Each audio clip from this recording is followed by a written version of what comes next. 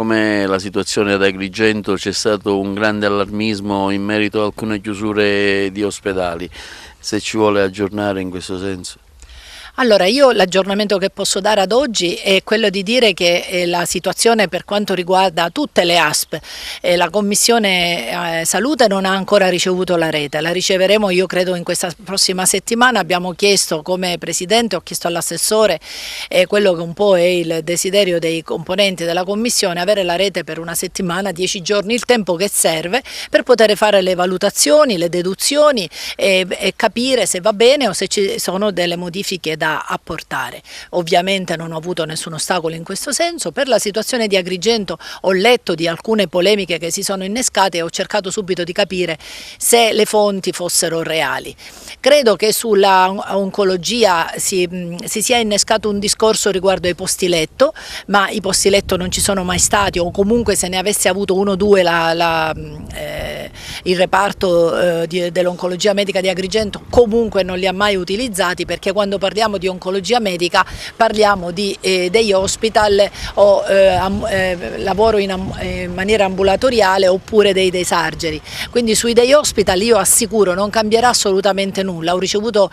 anche un'associazione di volontari a cui ho già detto questo, e poi penso che la tutela del cittadino, la salvaguardia deve essere al primo posto di qualunque azione politico-amministrativa, e questo sarà l'impegno che non da sola ma tutti insieme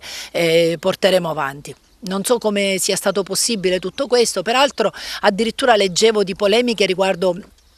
al primariato, il responsabile è uno solo, rimane uno solo, è una unità complessa, qualcuno aveva parlato addirittura di averla ridotta ad unità semplice, assolutamente no, è un'unità complessa, avrà un primario che si occuperà di Canicattì, Sciacca e Agrigento come è stato sinora, e con i posti in day hospital, 2 accessi, mi pare che ogni posto in day hospital dia 2 accessi al giorno, e si manterrà questo tipo di profilo. Parlava anche di neonatologia. Assolutamente, ma anche questa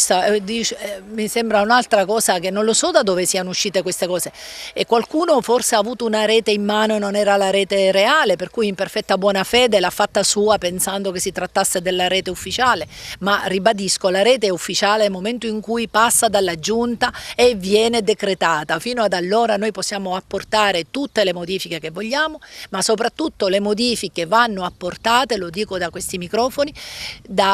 sulla base del fabbisogno e sulla base della richiesta del paziente. I pazienti vanno tutelati e al primo posto non ci può essere una disinformazione, perché in quel modo il paziente, credo, si demotivi, cominci ad avere perplessità e preoccupazioni, e credo che né la politica né la stampa, ma nessuno abbia interesse ad operare o a lavorare in questo senso.